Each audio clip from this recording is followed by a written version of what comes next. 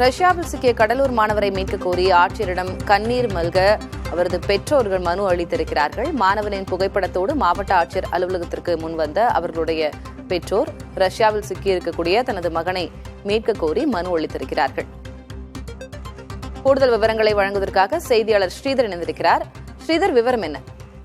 கடலூர் மாவட்டம் கீழ்ப்பாதி கிராமத்தை சேர்ந்த கிஷோர் என்ற மாணவன் ரஷ்யாவுக்கு மருத்துவ படிப்பாக சென்றுள்ளார். அங்கு சென்று தனது நண்பர்களுடன் விடுமுறை நாட்களில் உணவு விநியோகம் செய்யும் வேலையில் ஈடுபட்டுள்ளார். அப்போது தடை செய்யப்பட்ட சில பொருட்களை கொடுத்ததாக ரஷ்யா காவல்துறை அவரை கைது செய்து சிறையில் அடைத்துள்ளது. 2023ஆம் ஆண்டு இது நடந்திருக்கிறது.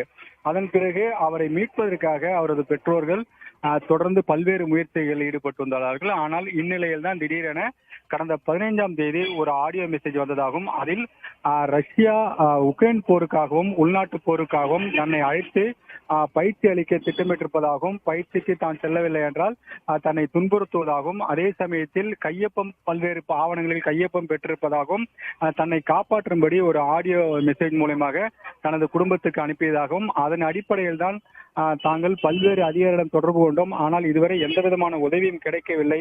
எனவே தனது மகனை மீட்க வேண்டும் என்று அவரது குடும்பத்தினர் தற்போது கடலூர் மாவட்ட ஆட்சியர் அலுவலகம் முன்பாக கிஷோரின் புகைப்படத்துடன் ஒரு போராட்டத்தில் ஈடுபட்டு வருகிறார்கள்.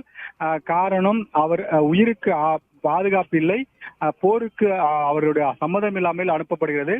குறிப்பாக இந்தியாவிலிருந்து சென்ற மாணவனில் இவர் ஒருவர் மட்டுமே தற்போது அந்த பயிற்சிக்கு அனுப்பப்படுவதாகவும், மற்ற யாரும் இந்தியாவை சேர்ந்தவர்களை, தமிழகத்தை சேர்ந்தவர்களை, மற்ற நாடுகளை சேர்ந்தவர்கள் பலர் இருக்கிறார்கள் என்று தற்போது அவர்கள் ஒரு குற்றம் சாட்டி மாவட்ட ஆட்சியர் அலுவலகம் எதிரே கிஷோரோட புகைப்படத்துடன் போராட்டத்தில் ஈடுபட்டு வருகிறார். விவரங்களுக்கு நன்றி ஸ்ரீதர்.